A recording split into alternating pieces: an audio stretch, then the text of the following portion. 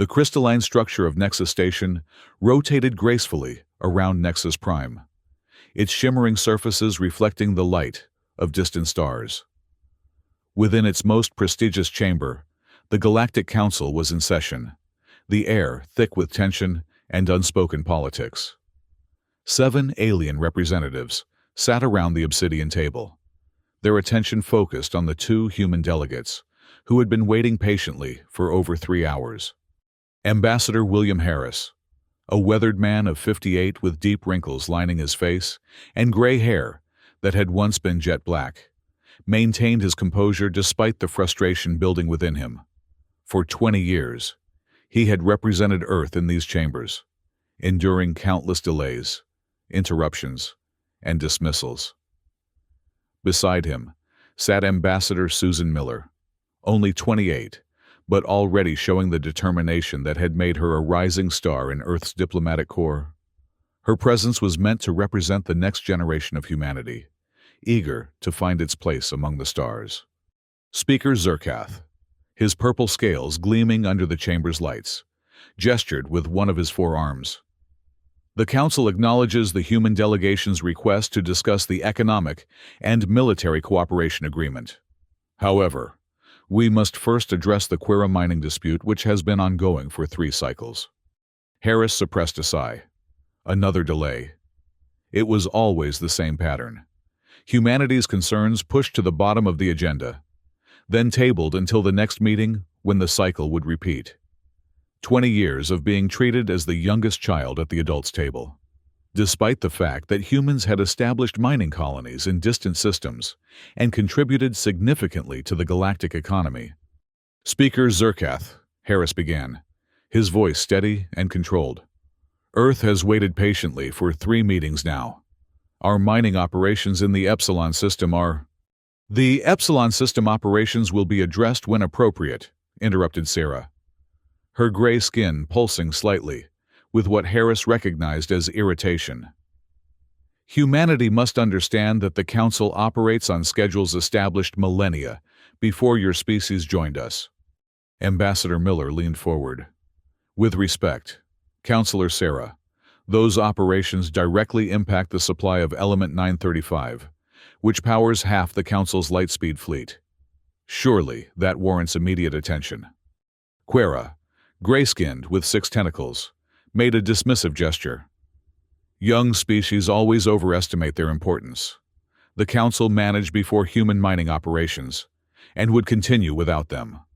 The condescension was nothing new, but something about this meeting felt different. The counselors seemed more agitated than usual, exchanging glances that even 20 years of diplomatic experience couldn't fully decode. Speaker Zerkath tapped a crystal on the table, bringing up a holographic display of trade routes. We will now proceed to discuss the Makthar trade corridor expansion, he announced, completely ignoring Miller's question. It happened in an instant. As Zerkath reached for his data tablet to reference some figures, the device slipped slightly in his grip. The screen flashed, projecting a different document onto the air above the table, one bearing the official seal of the Galactic Council. Before Zerkath could deactivate it, Harris had seen enough.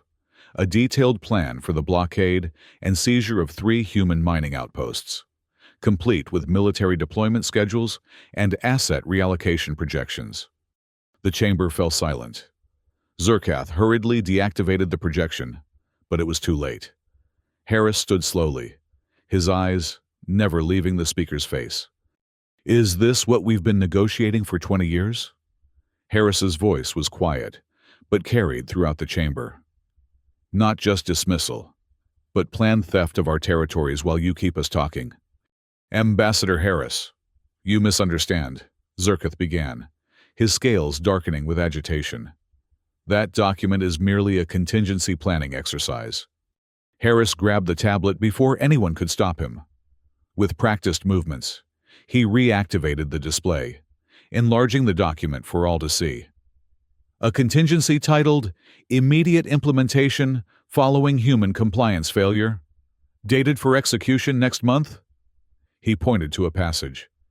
This specifically mentions seizing our mining operations in Epsilon, Delta, and Proxima systems while, and I quote, human representatives are occupied with council proceedings. The council chamber erupted in protest. Makthar, the insectoid representative, chittered loudly about security breaches. Quera's tentacles writhed in agitation.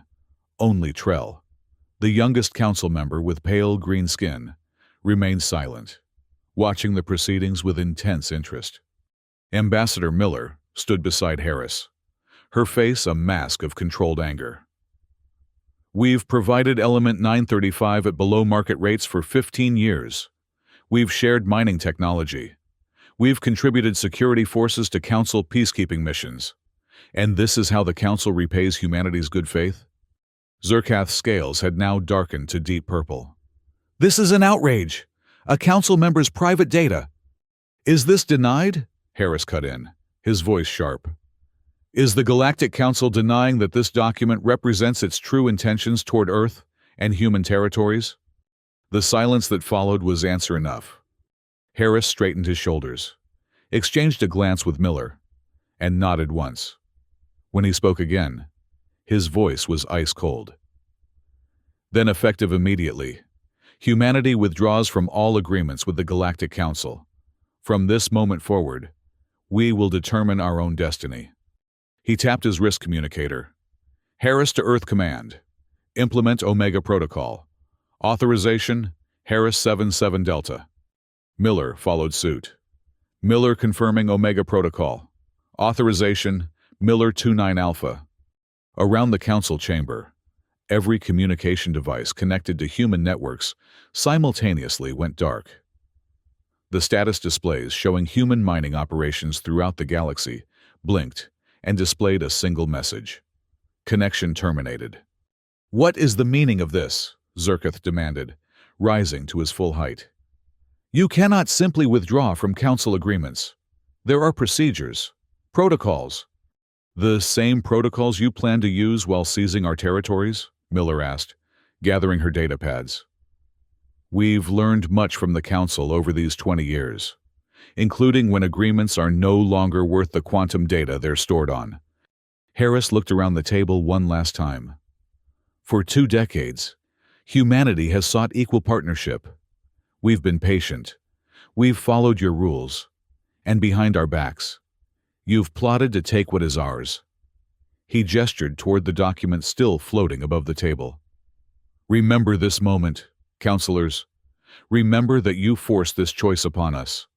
With that, the human delegation turned and walked out of the council chamber, leaving 7 stunned alien representatives staring after them.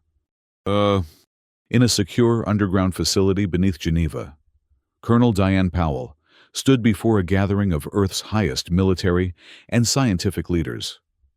The room was austere, illuminated by warm yellow lighting that did little to soften the tension in the air. Omega Protocol has been activated, Powell announced, her voice steady despite the gravity of the situation. Ambassador Harris and Ambassador Miller have confirmed the Council's hostile intentions. As of 1600 hours, all human assets have severed connections with Galactic Council networks. General Frank Rodriguez, the grizzled head of Earth Defense Forces, nodded grimly. Status of our mining operations? All facilities have initiated lockdown procedures, Powell replied, tapping a command into the central holographic display. Automated defenses activated. All human personnel are being evacuated via our secure transit routes. Within 48 hours, every human will be out of Council-controlled space. Dr. Lisa Bennett, the lead scientist on Earth's propulsion research team, leaned forward. And the fleet? Powell's expression shifted to one of grim satisfaction. The stealth fleet is deploying from Mars, Ceres, and Europa as we speak. All vessels report operational readiness at 97% or higher. The display changed to show hundreds of small craft emerging from hidden hangars throughout the solar system.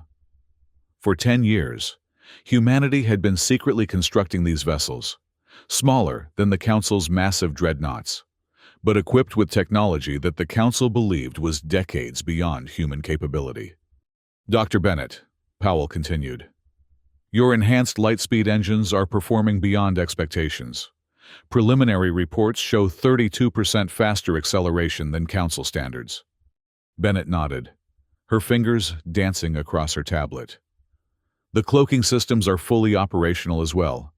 Council sensors won't detect our vessels until we want them to. Dr. Alan Murphy, head of the Defense Systems Division, stepped forward. The shield technology we reversed engineered from the ancient disk has been successfully integrated into all vessels. Based on our simulations, they can withstand any weapons technology the Council has demonstrated in the past 20 years. General Rodriguez studied the deployment pattern. What about the mining operations? The Council will immediately notice the cessation of Element 935 shipments. That's counting on it, Powell replied. Element 935 is the cornerstone of their faster-than-light technology. Without our shipments, they'll begin experiencing shortages within weeks. Their reserve supplies won't last more than 6 months. President Laura Grant, who had been silently observing until now, finally spoke. So we're leveraging our position as their primary supplier of Element 935 to force recognition of our sovereignty? Yes, Madam President. Harris's voice came through the communication system. His holographic image appeared above the table, joined moments later by Miller's. The Council has relied on human mining operations for so long, they've forgotten we control the supply. When their reserves start running low, they'll have no choice but to negotiate, as equals this time. And if they choose military action instead? The President asked, her expression grave. Then we'll be ready, Powell answered. The stealth fleet is positioning at strategic points throughout the solar system. Neptune's orbit will be our primary defensive line, but we have contingents at Mercury, Mars, and lunar orbit as well. Our intelligence suggests that the Council believes our military technology to be at least a generation behind theirs, Miller added. They have no idea what we've been developing. The President looked around the room, meeting the eyes of each person present. We've prepared for this possibility for a decade, but I never truly believed we'd have to implement Omega Protocol. The cost will be enormous. The cost of continuing as second-class citizens in our own galaxy would be higher, Harris replied. This is our chance to redefine humanity's place among the stars. After a moment's contemplation, the President nodded. Proceed with Omega Protocol. General Rodriguez, I want hourly updates on fleet deployments. Dr. Bennett, Dr. Murphy, ensure your teams are ready to make any necessary adjustments to our technology. Colonel Powell, coordinate with our intelligence networks. I want to know the moment the Council realizes what's happening. As the meeting continued, screens around the room displayed the status of human operations throughout the galaxy. One by one, mining facilities went dark to Council monitoring systems. Transport vessels changed course, heading back toward Earth. And in the shadows of the solar system, humanity's stealth fleet moved into defensive positions, ready for whatever might come next. 2 weeks passed before the Galactic Council fully grasped the magnitude of humanity's withdrawal. In an emergency session, the councilors gathered to assess the rapidly deteriorating situation. This is unprecedented, Zerkath paced the chamber, his purple scales fluctuating between dark and light as his agitation grew. No species has ever simply withdrawn from council agreements without proper procedure. Kara's tentacles twisted nervously. More concerning is the complete disappearance of human vessels from our monitored space. Our patrols report all human mining operations abandoned, all transit routes empty. And the Element 935 shipments have ceased entirely, added Sarah, her gray skin pulsing with alarm. The Propulsion Guild reports that reserves will be critically low within 4 months. Not 6, as we initially calculated. Makthar chittered angrily. We should deploy military assets immediately. Show these upstart humans the consequence of defying council authority. To what end? Asked Trell, the youngest council member. His pale green skin remained calm, while others showed signs of distress. Deploy military assets to abandoned mining facilities. The humans have already withdrawn. We can seize their territories, Cooler suggested, his gray tentacles waving emphatically. The mining operations may be abandoned, but the infrastructure remains. We can restart extraction operations ourselves. Trell shook his head. Our preliminary reports indicate that the humans didn't simply abandon their facilities. They systematically disabled key components before leaving. The Extraction Guild estimates it would take months, perhaps years, to restore operations without human expertise. This is extortion! Zerkath slammed all four hands onto the obsidian table. They seek to hold the Council hostage through control of Element 935. Perhaps, Trell replied calmly. Or perhaps they are simply protecting what is theirs, after discovering our plans to take it from them. The chamber fell silent. Trell rarely spoke during council sessions, and never so directly in opposition to prevailing sentiment. You sympathize with the humans? Makhtar asked, his compound eyes gleaming with suspicion. I recognize reality, Trell responded. We have treated humanity as subordinate, despite their contributions to council prosperity. We plan to seize their territories without negotiation. Now, we face the consequences of those decisions. Zerkath's scales darkened further. What would you suggest, Councillor Trell? That we beg the humans to return? That we admit the mighty Galactic Council made a mistake? If that is what truth requires, yes, Trell answered simply. Before the argument could escalate further, a priority communication interrupted the session. Commander Vex, head of the Council's patrol fleet, appeared as a holographic projection above the table. Councilors, we've detected unusual energy patterns at the edge of Sol system, the commander reported. All human vessels previously monitored by our network have vanished, but there are indications of significant power signatures in the outer reaches of their territory. Preparations for aggression, Zerkath demanded. Unclear, Vex replied. The energy signatures are inconsistent with known human military technology. They appear more advanced than our intelligence suggested possible. Cooler leaned forward. The humans are bluffing. Their military capabilities have always been inferior to Council forces. With respect, Councillor, Vex responded. Our intelligence may need reassessment. We're detecting energy shielding patterns that our sensors cannot fully penetrate. Whatever the humans are doing, it involves technology we haven't seen from them before. The Council exchanged troubled glances. Zerkath finally turned back to the commander's projection. Assemble the response fleet, he ordered. 60 heavy cruisers should be sufficient to demonstrate Council resolve. Position them at the edge of Sol system, close enough to be detected, but outside what the humans consider their sovereign territory. A show of force without direct confrontation, Sarah nodded approvingly. And if the humans interpret this as aggression? Trell asked quietly. Zerkath dismissed the concern with a wave. They are practical. When faced with overwhelming military superiority, they will return to negotiations, on our terms this time. As the emergency session continued, the Council drafted a formal communication to Earth. The unilateral withdrawal from Council agreements constitutes a breach of Galactic protocol. Return to compliance or face appropriate measures. The message was transmitted on all frequencies, but received no response. Meanwhile, throughout Council space, the effects of humanity's withdrawal were beginning to manifest. Transport schedules were disrupted as vessels were rerouted to compensate for missing human ships.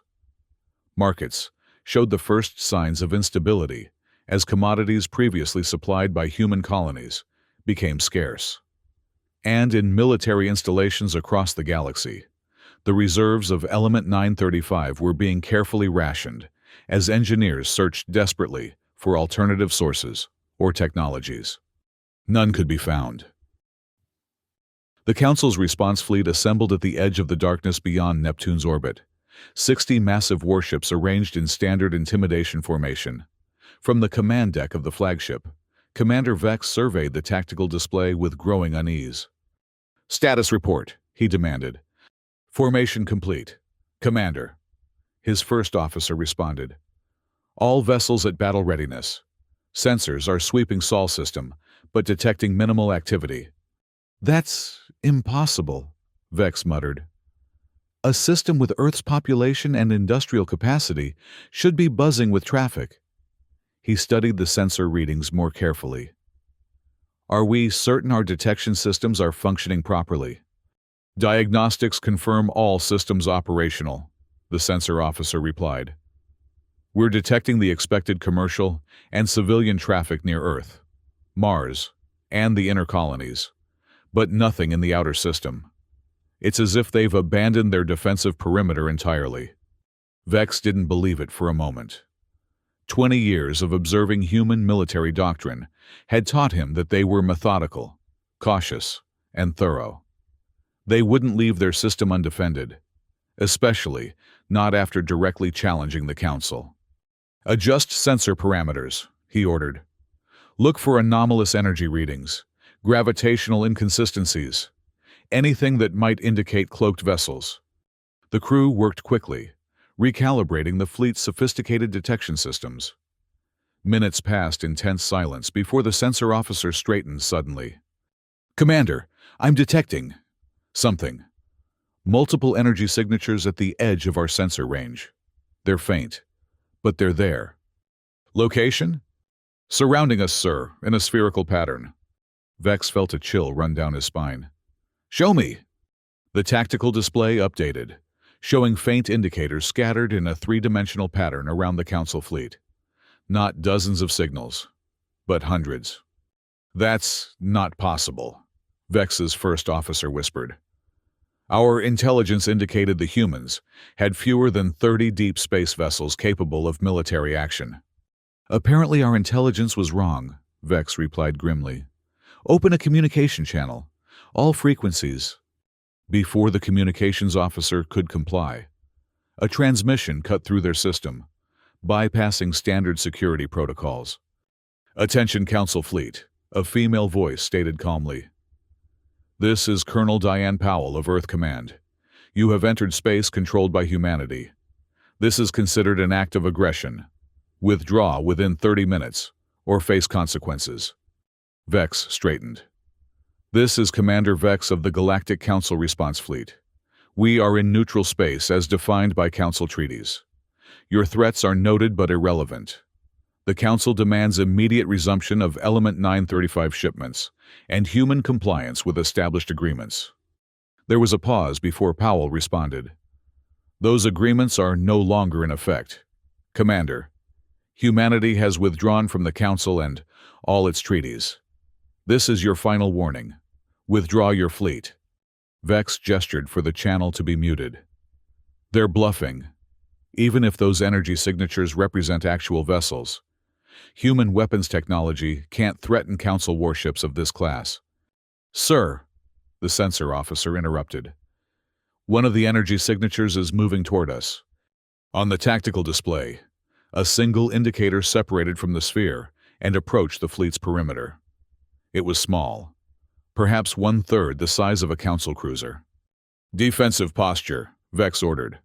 All vessels maintain position but power shields. The small craft continued its approach until it reached a point approximately 10,000 kilometers from the fleet's outer edge. Then it stopped. Sir, the vessel is powering weapons systems, the tactical officer reported, tension evident in his voice. Maintain position, Vex commanded. They won't fire first.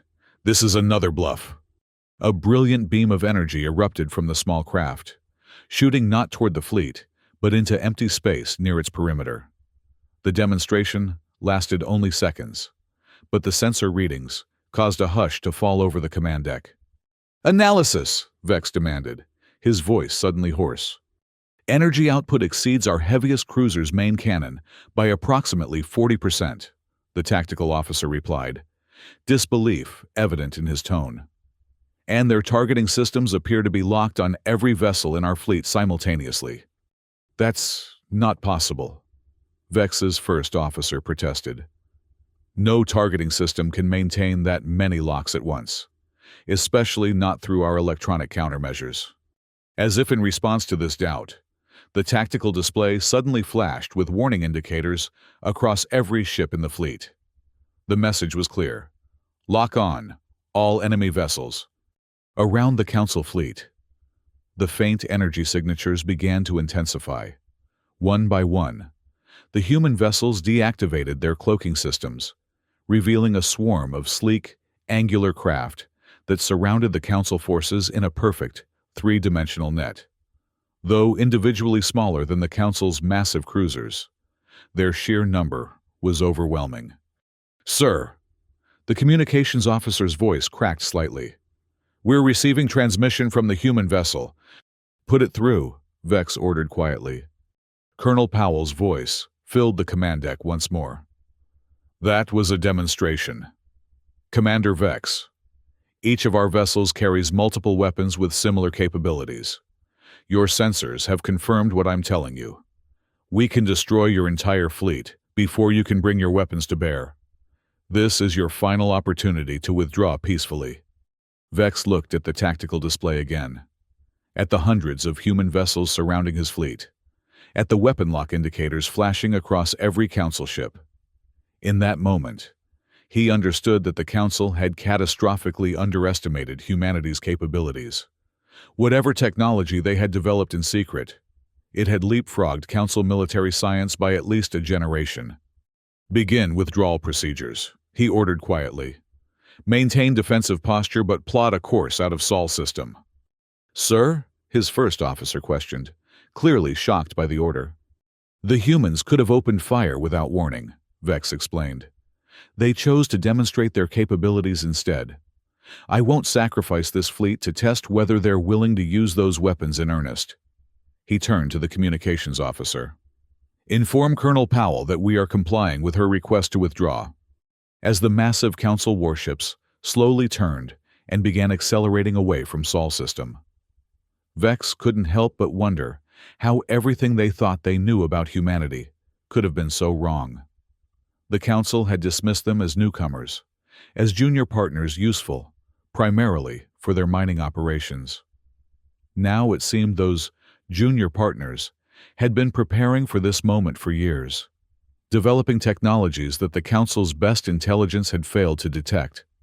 The implications were staggering and terrifying. The emergency Council session that followed Commander Vex's retreat was unlike any in recent memory. Gone was the usual decorum and measured debate, replaced by shouting, accusations, and undisguised fear. "How could our intelligence have failed so completely?" Zerkath demanded, his scales cycling rapidly between deep purple and pale lavender in his agitation. "Humans were supposed to be generations behind our military technology."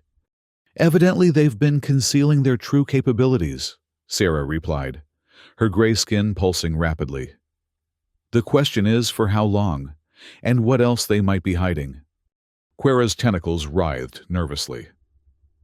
"Commander Vex's report indicates weapons technology significantly beyond our current defensive capabilities. If the humans decided to launch an offensive—" "They won't," Trell interjected. "If conquest was their goal, they would have attacked when they had the element of surprise. Instead, they demonstrated their power and allowed our fleet to withdraw unharmed. For now," Makhtar chittered.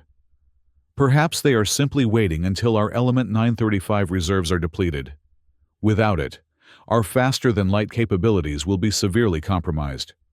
Cooler slammed a tentacle on the table. "We cannot allow a single species to hold such leverage over the Council.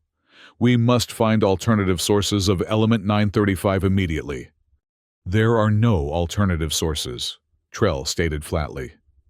"At least, none that can be extracted with our current technology.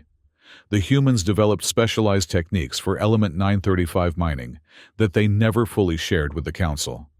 A heavy silence fell over the chamber as the councilors absorbed this reality.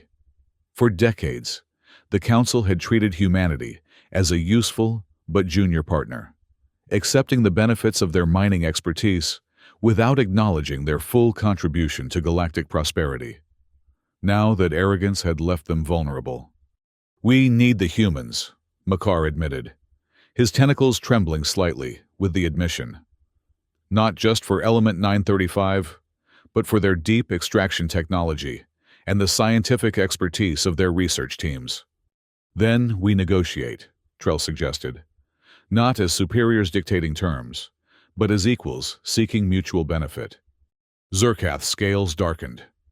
The mighty Galactic Council, negotiating as equals with a species that only joined galactic society 2 decades ago?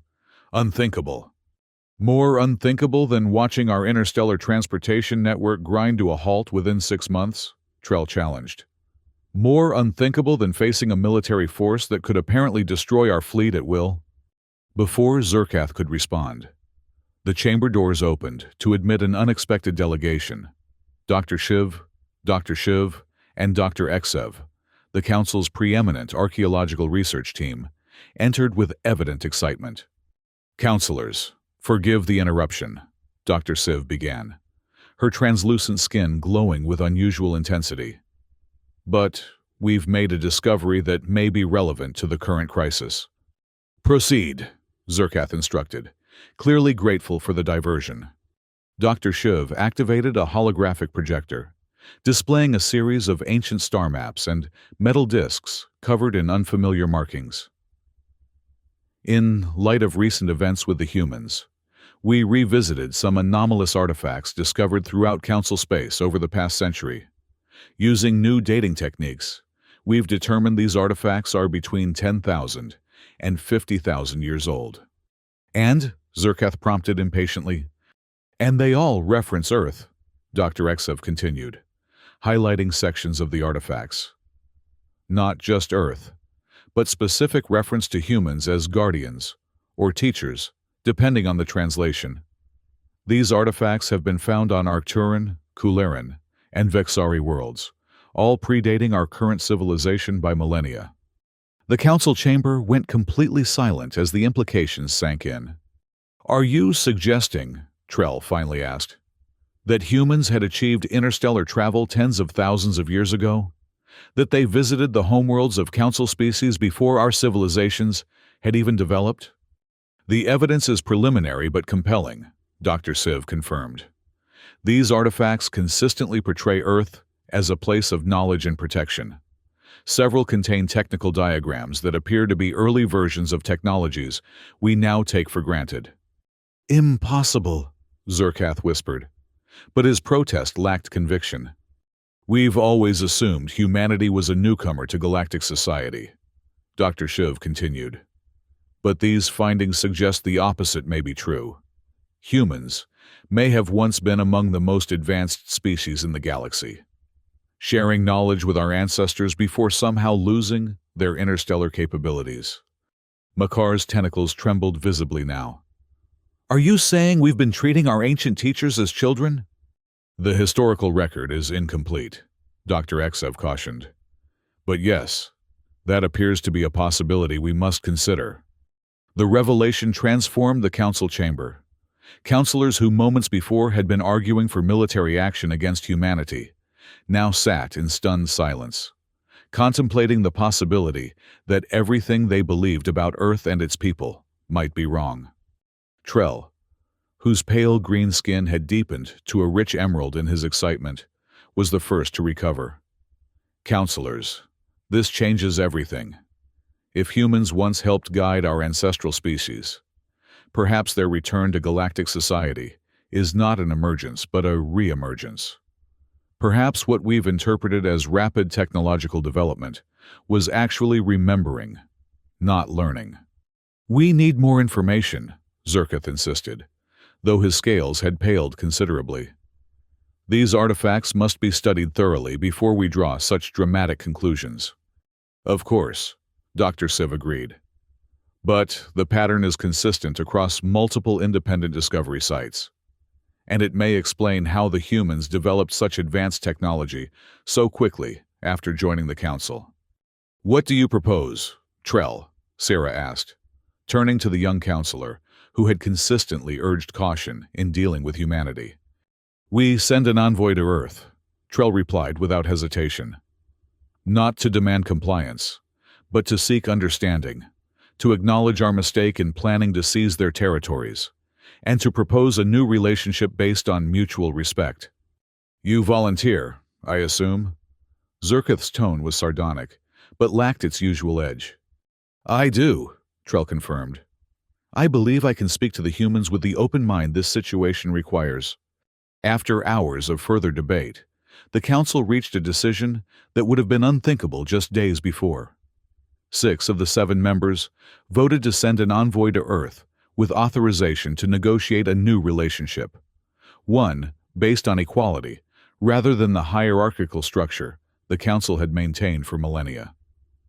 Only Makthar abstained, still unconvinced that military action should be abandoned as an option. As the session concluded, Trell remained behind, studying the ancient artifacts that had so dramatically altered the Council's perspective. The star maps from 50,000 years ago clearly marked Earth with a designation that translated roughly to Guardian's Home. Whatever had happened in the intervening millennia, whatever cataclysm or choice had caused humans to lose their interstellar capabilities and the memory of their former prominence, Trell was determined to approach them now, not as upstarts to be managed, but as equals worthy of respect. Perhaps even as teachers who had returned after a long absence. 2 weeks later, a historic meeting convened in Geneva. The Grand Conference Hall, with its soaring ceiling and panoramic windows overlooking Lake Geneva, had been prepared to receive the most significant extraterrestrial delegation in human history. Not as supplicants or junior partners, but as equals coming to the table. President Laura Grant sat at the center of the human delegation, flanked by Ambassador Harris, Colonel Powell, General Rodriguez, and a select group of Earth's most senior officials. Across from them, the 7 members of the Galactic Council were arranged in their traditional semicircle, though the usual symbols of Council supremacy were notably absent. The tension in the room was palpable, underscored by the knowledge that just beyond Earth's atmosphere, both human and Council vessels maintained watchful positions, a fragile peace, dependent entirely on the outcome of this meeting. Trell, whose green skin glowed with unusual brilliance, stepped forward first. President Grant, representatives of Earth, we come before you today to acknowledge a grave error in judgment. The Galactic Council planned to seize human territories without negotiation or compensation, a violation of the trust you placed in us when joining Galactic Society. A violation that came to light only through chance, President Grant observed, her expression neutral, but her eyes sharp. Yes, Zerketh admitted, his purple scales subdued to a pale lavender. A shameful lapse in the principles the Council claims to uphold. There is no justification for our actions, only recognition of our failure and a sincere desire to establish a new foundation for our relationship. Ambassador Harris, who had waited 20 years for this moment, leaned forward slightly. The Council's actions forced humanity to reveal capabilities we had hoped would never be necessary. We did not develop our stealth fleet, enhanced propulsion systems, or advanced defensive technology out of aggression, but out of prudence. A prudence that appears to have been justified, Trell acknowledged. The Council underestimated humanity in every respect. Your technological capabilities, your strategic foresight, and most significantly, your historical importance to galactic civilization. This statement caused a subtle shift in the human delegation.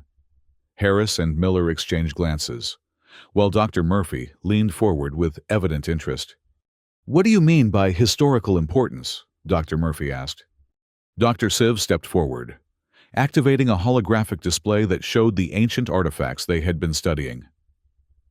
We have discovered evidence suggesting that humans achieved interstellar travel tens of thousands of years ago.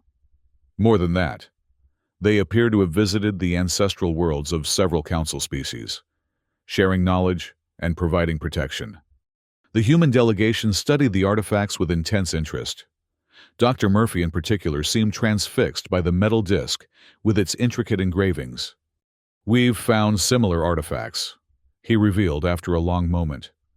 buried deep beneath the Rocky Mountains. We assumed they were of alien origin, but could never match them to known council species. The technology suggested in these diagrams formed the basis for our shield systems. This revelation caused a stir among the council delegation. "You've been reverse engineering ancient technology?" Sarah asked, her gray skin pulsing with surprise. "Not reverse engineering," Dr. Bennett clarified. "The artifacts contained principles, not blueprints. We developed the technology ourselves, guided by concepts that seemed to resonate with something deep in our scientific understanding." "As if remembering rather than discovering," Trell suggested quietly. A thoughtful silence fell over the assembly as both delegations contemplated the implications. Humanity's rapid technological development might not be an anomaly, but a rediscovery, ancient knowledge resurfacing after millennia of dormancy. Finally, Zurkath broke the silence. "Whatever the historical truth may be, the present reality is clear. Humanity possesses technological capabilities equal or superior to the Council's. You control resources vital to galactic commerce, and you have demonstrated both the will to defend your sovereignty and the restraint to avoid unnecessary conflict. In light of these realities," Trell continued, "the Council proposes a new relationship, not as senior and junior partners, but as equals in galactic society." "Equals?" Ambassador Miller questioned. "After 20 years of dismissal and condescension? After a planned seizure of our territories?" "More than equals," Trell replied, surprising even his fellow councilors. "We propose that Earth assume leadership of the Council for the first rotating term under a new charter, one that abolishes permanent hierarchies in favor of shared governance." The human delegation couldn't hide their shock at this proposal. After decades of being treated as newcomers, barely worthy of attention, they were being offered leadership of the very institution that had planned to betray them. Ambassador Harris, whose patient diplomacy had endured 20 years of frustration, was the first to recover. "We did not withdraw from the Council to seek dominance," he stated carefully. "We sought only respect and fair treatment. Humanity has no desire to replace one form of inequality with another." "Then, help us build something better," Trell urged. "A galactic council truly representative of all its members, where wisdom and contribution determine influence, not age or military power." President Grant studied the council delegation carefully. "And Element 935, our mining operations. Your territories and operations would remain fully under human control," Zurkath confirmed, "in exchange for resuming Element 935 shipments at fair market rates. The Council would share all technological developments derived from its use." "Transparent exchange," Ambassador Miller noted, "rather than extraction." "Precisely," Trell agreed. "The beginning of a partnership that benefits all species, rather than maintaining artificial hierarchies." President Grant turned to her delegation, gauging their reactions. Colonel Powell's military pragmatism, Dr. Bennett's scientific curiosity, Ambassador Harris's diplomatic experience, all would be needed to evaluate this unexpected proposal. "We will need time to consider your offer," the President finally announced, "and to draft specific terms that protect human interests while contributing to this new vision of galactic cooperation." "Of course," Trell responded. "The Council delegation will remain in Earth orbit for as long as discussions require."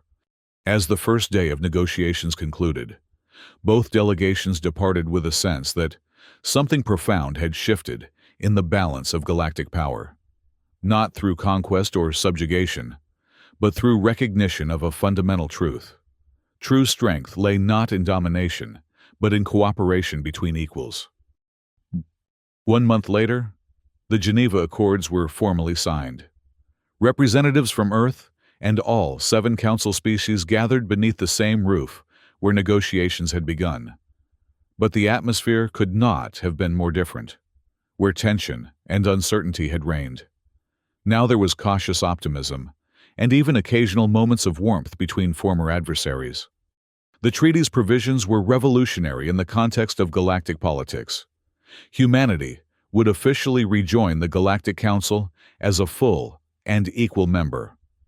All human territories and colonies would be recognized as sovereign, with guarantees against interference. Element 935 mining and distribution would continue under human management, with fair compensation and transparent sharing of derived technologies. Most significantly, the Council itself would be restructured. The permanent hierarchy that had placed older species in positions of authority would be replaced by a rotating leadership system, with terms determined by contribution rather than seniority. Earth would indeed lead the first term, not as conquerors, but as architects of a more equitable galactic order. As President Grant and Speaker Zerkath applied their signatures to the final document, Ambassador Harris found himself standing beside Trell in a quiet corner of the hall. 20 years ago, when I first entered the council chamber, I never imagined this outcome, Harris admitted, watching the historic moment unfold. Nor did I, Trell replied, his skin glowing a deep, peaceful green. I was the newest council member, expected to observe and defer to my elders. Speaking against their consensus required courage I wasn't certain I possessed. What changed? Harris asked. Trell considered the question carefully. Perhaps seeing the council's hypocrisy exposed so plainly. Perhaps the ancient artifacts that suggested a different history than the one we'd been taught. He paused. Or perhaps simply recognizing that wisdom does not always correlate with age, for individuals or for species. Across the room, Colonel Powell was deep in conversation with Commander Vex, their former standoff in the outer solar system now transformed into a professional exchange on defensive technologies. Dr. Bennett and Dr. Murphy sat with their council counterparts, animated discussions of scientific principles flowing freely without the previous restrictions on knowledge sharing. We still don't know the full truth about humanity's ancient past, Harris observed. Whether we truly were these guardians the artifacts describe, or what caused us to lose that knowledge and capability. Perhaps that's the next great mystery for our species to solve together, Trell suggested. The past may contain lessons valuable to all of us. The formal ceremony concluded with an announcement that surprised even many in the human delegation. The next Galactic Council session would convene not on Nexus Prime, but at the newly expanded International Space Station orbiting Earth, a symbolic acknowledgement of humanity's new position in galactic affairs. As the delegates began to disperse, President Grant approached Ambassador Harris. 20 years of patience. William, was it worth the wait? Harris watched as humans and aliens mingled freely, exchanging ideas and forming connections that would have been unthinkable just months before. Not patience alone, Madam President. Preparation. Humanity earned this moment not just by enduring, but by quietly building the strength to demand respect when patience reached its limit. And now? Now we lead by example, Harris replied. Not as conquerors or rulers, but as partners. We show the galaxy what humanity truly values, not dominance, but cooperation, not submission, but mutual respect. Above them, through the conference hall's transparent ceiling, the first stars of evening became visible in the darkening sky. Among them, the lights of vessels from 15 different species orbited in harmony around the enhanced International Space Station, a visual testament to a new era in galactic relations. Ambassador Miller joined them, gazing upward at the celestial display. They used to call us the youngest species, she mused. Now, they're not sure if we're the newest arrival or the oldest teachers. Perhaps we're both, Harris suggested. Old enough to value wisdom, young enough to embrace change. He smiled slightly. A fitting combination for those who would help guide a galaxy forward. As night fell fully over Geneva, the lights of the city below mirrored the stars above, Earth and cosmos reflecting one another in a moment of perfect balance. The path forward would not be without challenges, But for the first time, humanity would face them as full and equal citizens of a galactic community, their sovereignty recognized, their contributions valued, their voice heard. All because they had found the courage to stand alone, if only to prove they deserved to stand as equals.